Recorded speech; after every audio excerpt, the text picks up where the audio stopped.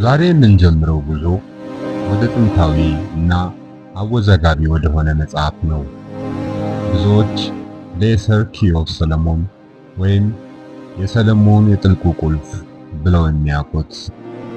ይህ መጽሐፍ የተለያዩ ምስጢራዊ ርዕሶችን የያዘ ሲሆን እኛ ትኩረት የምናደርገው በመጀመሪያው ክፍል ላይ ነው። አርስ ጎኤሽያ በሚባለው አርስ ጎኤሽያ ስለ 72 የተለያዩ መናፍስት ወይም አጋንንት ዝርዝር መረጃ ይሰጣል።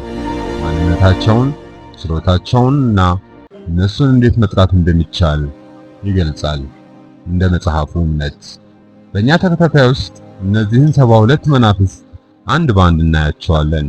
ማን እንደሆኑ ከታሪክ እና ከምስጢራዊ እምነቶች አንጻር ያላቸውን ቦታ እንቃኛለን።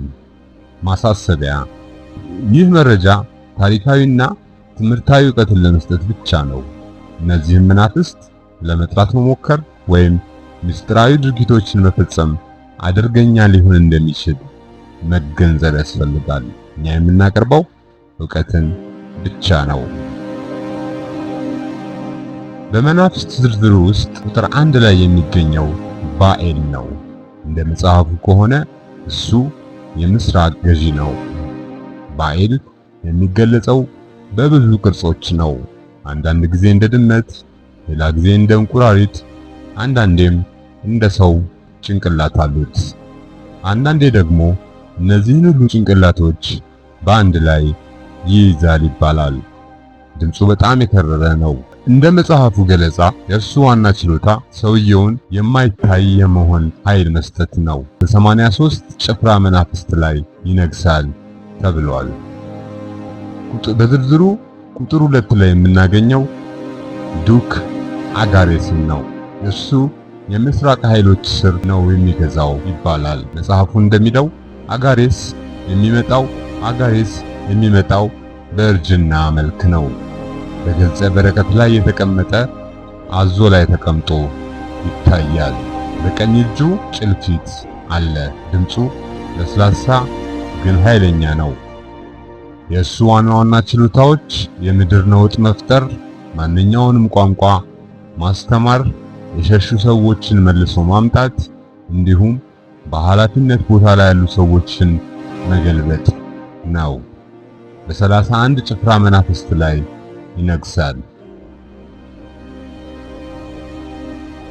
በዝርዝሩ 3ኛ ላይ የሚገኘው መንፈስ ቫሳጎ በመባል ይታወቃል። ፕሪንስ ቫሳጎ አስገራሚ ባህሪዎች አሉት። በመጽሐፉ ውስጥ ከሌሎች በተለየ መልኩ ጥሩ ባህሪ እንዳለው ተገልጿል።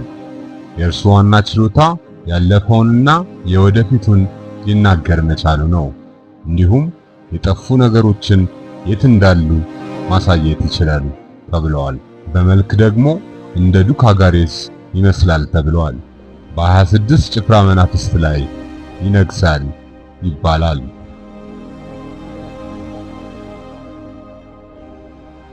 በዝርዝሩ ላይ 4ኛ የሚገኘው ሳሚጂና ወይም ማርኪስ ሳሚጂና ነው።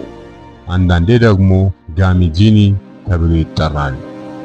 ሳሚጂና መጀመሪያ የሚመጣው እንደ ትንሽ ፈረስ ወይም አህያ አምሳል ነው ተብሏል።